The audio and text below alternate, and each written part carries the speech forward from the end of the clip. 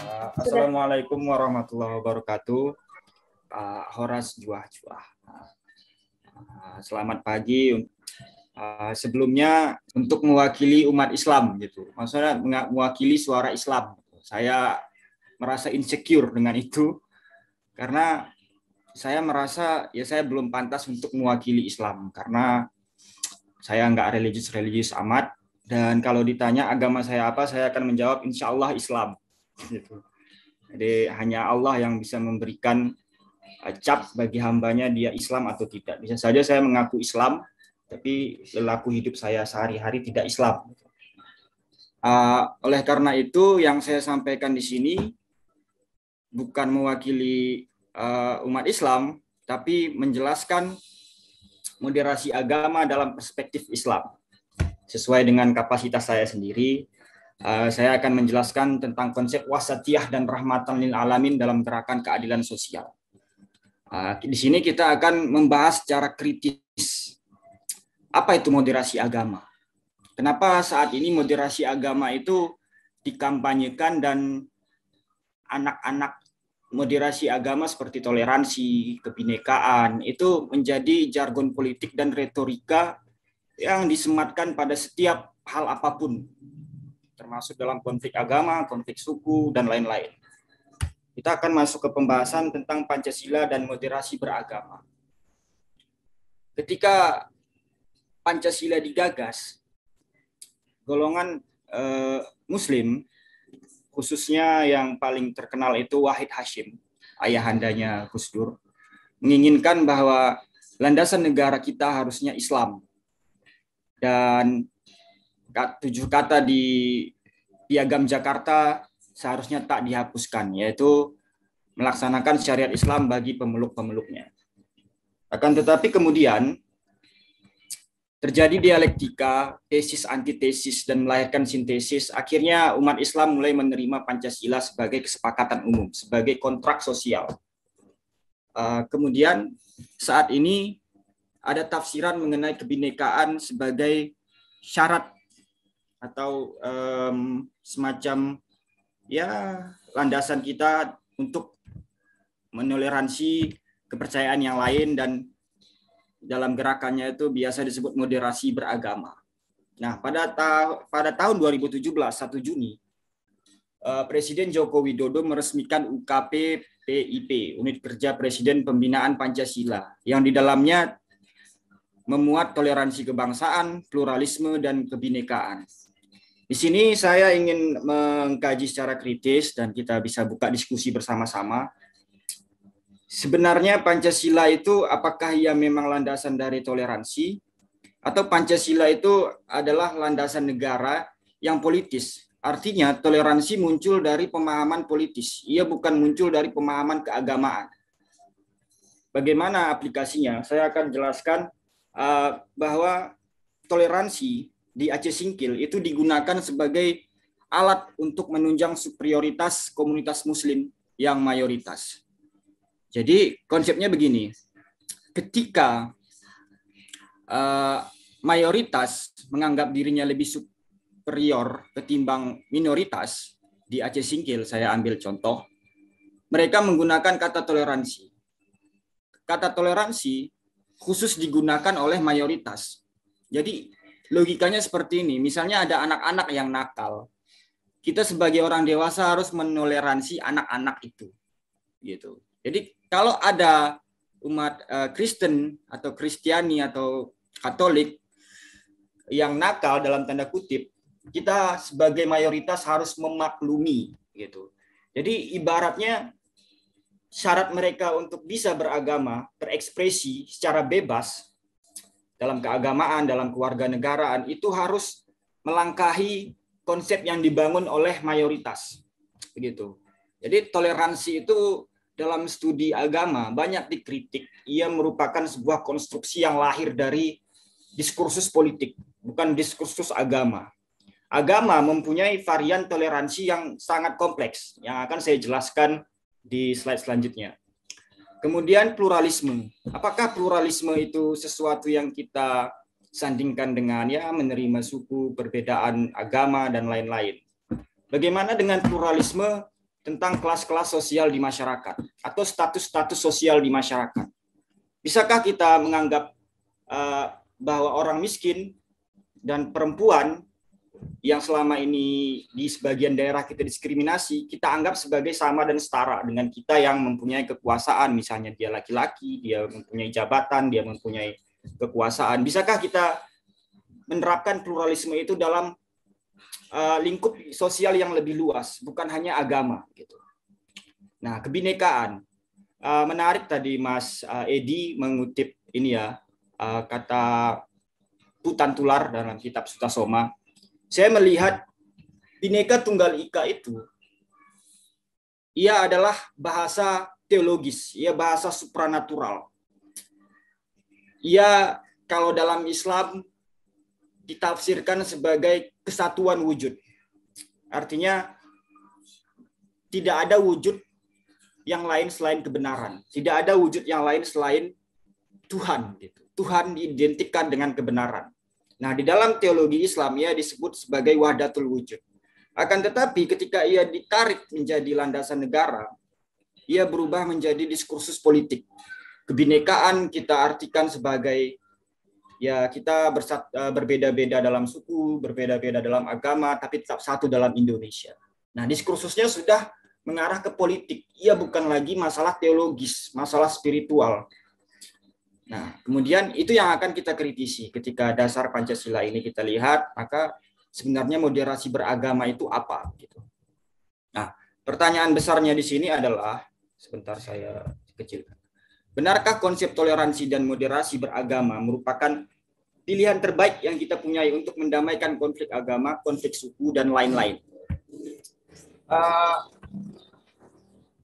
Yang pertama-tama saya ingin menjelaskan bahwa konflik agama pada dasarnya berasal dari perebutan kekuasaan dan perebutan wilayah, atau dalam bahasa ekopolnya basis material.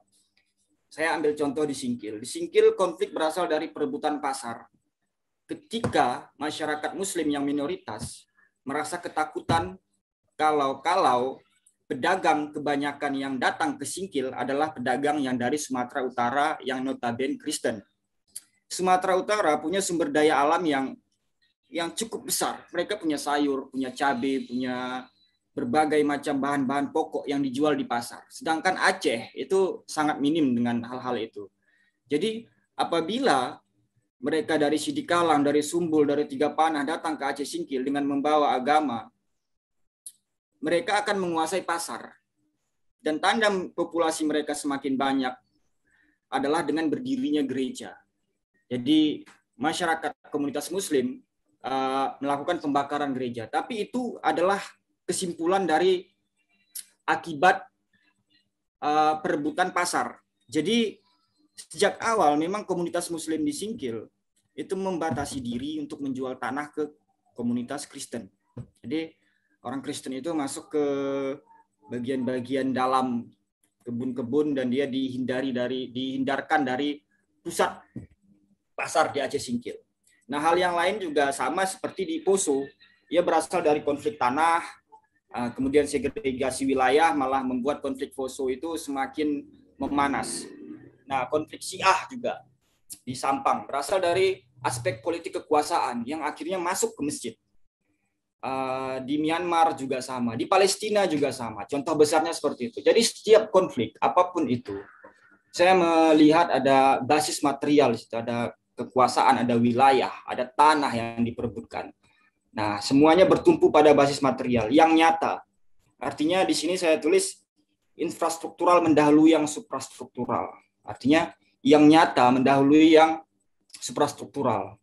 Ketika perebutan tanah itu menjadi bahan konflik, maka yang dikaitkan adalah pembahasan agama.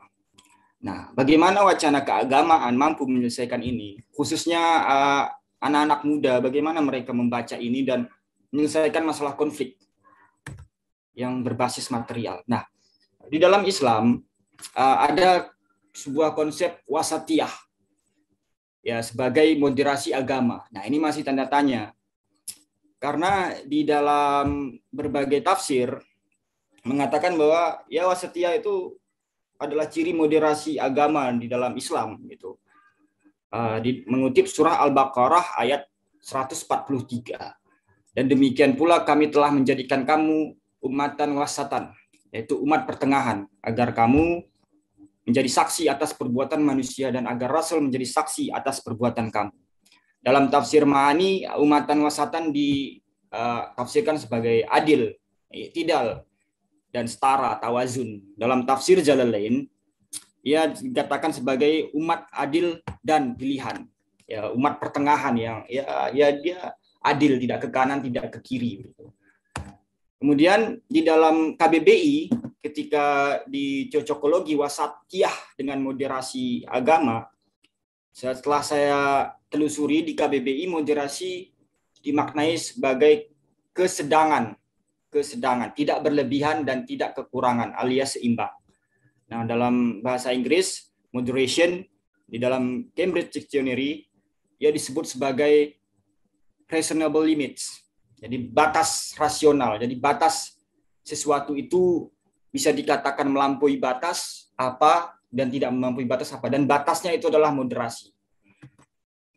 Nah, dari pengertian itu, moderasi beragama mempunyai batas-batas. Yaitu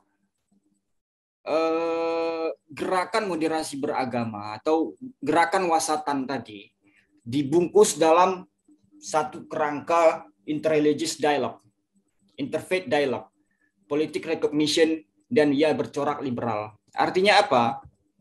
Ketika wasatiyah ini sebagai bentuk keadilan, ya dia bisa bentuk keadilan kepada setiap manusia.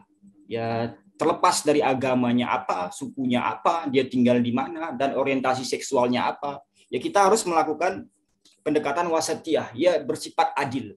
Akan tetapi ketika moderasi beragama atau yang ditafsirkan sebagai wasatiyah ini ditafsirkan hanya dalam konteks agama, ia menjadi hanya dialog antar agama atau antar keimanan gitu.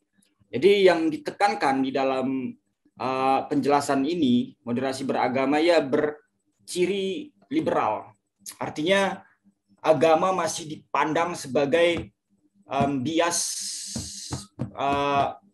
abad pencerahan. Jadi agama bisa saja sektarianisme, obskurantisme, dan lain-lain. Akhirnya untuk mengurangi sektarianisme dan obskurantisme dari orang-orang beragama, maka dibuat dialog interreligious dan interfaith. Ya, tujuannya hanya untuk politik recognition. Kemudian selain konsep wasatiyah, ada konsep rahmatan lil alamin. Rahmatan lil alamin bukan hanya memuat recognition seperti konsep tentang interreligious dialogue dan interfaith dialogue, tapi ia redistribution, representation, and recognition. Artinya rahmatan lil alamin, ia mengambil skop dari basis material, dari cara bagaimana kita berpihak pada kebenaran dan bagaimana cara kita menentukan identitas kita sebagai pejuang dari kebenaran dan keadilan.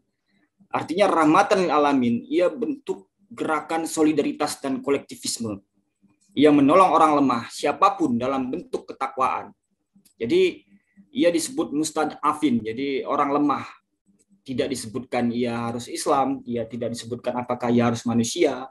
Ya, segala yang ditekan secara struktural oleh kekuasaan, ketika orang Islam mengakui diri sebagai rahmatan lil alamin, dia harus membantu itu. Dan itu adalah bentuk ketakwaan orang Islam. Hal ini ditulis di dalam Al-Quran, diwahyukan oleh Allah kepada Rasulullah, itu di Al-Insan ayat 89, Ali Imran, dan Al-Ma'arij. Sebenarnya ada beberapa. Al-Insan ini tentang memberi makan, Ali Imran tentang bagaimana kita menyikapi tentang ketidakadilan, dan lain sebagainya. Nah, keadilan yang diutamakan dari konsep rahmatan lil alamin. Asluha tasbitun wa far'uha fis sama. Jadi cara untuk membangun surga di akhirat sana, kita harus membuat embrio kedamaian, keadilan di bumi ini. Jadi yang menentukan kita masuk surga, bagaimana perlakuan kita untuk memperjuangkan keadilan di muka bumi.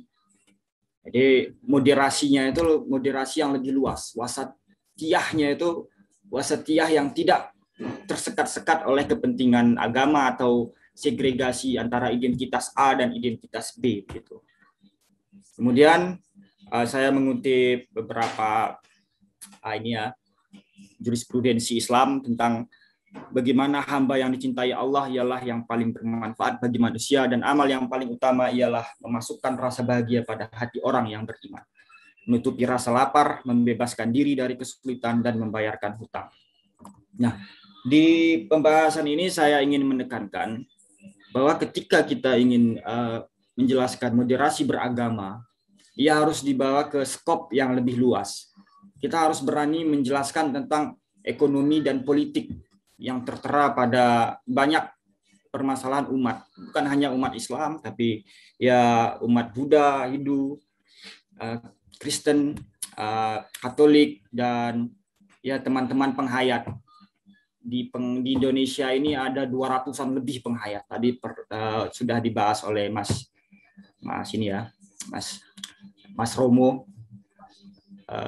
Kemudian apakah yang bisa kita lakukan ketika ada diskriminasi terhadap penghayat atau ada minoritas-minoritas agama yang dikucilkan atau ya dibatasi kebebasan beragama atau dan lain-lain, yaitu kita bicarakan dalam moderasi beragama. Tapi konsepnya adalah konsep keadilan, bukan konsep tentang toleransi. Ketika itu toleransi ya hanya seperti yang saya katakan pertama tadi, ya hanya mendongkrak superioritas mayoritas untuk menafsirkan bahwa ia adalah yang berkuasa dan berhak menoleransi siapa yang dianggap nakal gitu. Jadi ini memang pendekatan yang sedikit nyeleneh ya. Nah, tapi di bagian-bagian lain banyak pemuda-pemuda itu kini menyadari kalau masalah sebenarnya bukanlah masalah suprastruktural, ialah masalah infrastruktural. Jadi di Singkil sudah mulai dibentuk ada gerakan ekologis seperti bank sampah atau pembersihan sungai atau ya bekerja sama dengan komunitas Kristen untuk membuat satu lahan, itu menanam ubi dan lain-lain gitu. Jadi saya melihat gerakan-gerakan pemuda yang seperti itu, ia bisa menentukan arah dari kebijakan setiap konflik agama. Jadi mereka melacak genealogi konflik agama dari mana, asalnya apa, dan bagaimana penyelesaiannya. Nah, ya bertentangan dengan ideologi kaum tua yang menganggap toleransi bisa menyelesaikan apapun. Asal ada kata toleransi, ia seperti mantra yang bisa mendamaikan siapapun yang berkonflik. Gitu. Padahal selama ini kita lihat toleransi gagal menjadi pendamai atau metode rekonsiliasi konflik. Gimana mau toleransi orang tuanya mungkin udah berperang, udah meninggal, dibacok. Masa hanya dengan mantra toleransi ya mampu untuk tenang. Hanya dengan mantra moderasi agama kita akan mengayomi agama kamu, kita sama, ia akan tenang. Enggak. Ia akan tenang apabila korban-korban konflik ia difasilitasi secara ekonomi, ia mendapatkan pendidikan, ia mendapatkan kesehatan, dan tidak ada diskriminasi atas nama apapun terhadap kelompok minoritas atau agama apapun. Terima kasih. Kemudian bisa kita lanjut ke diskusi yang lebih mendalam dari teman-teman. Wassalamualaikum warahmatullahi wabarakatuh.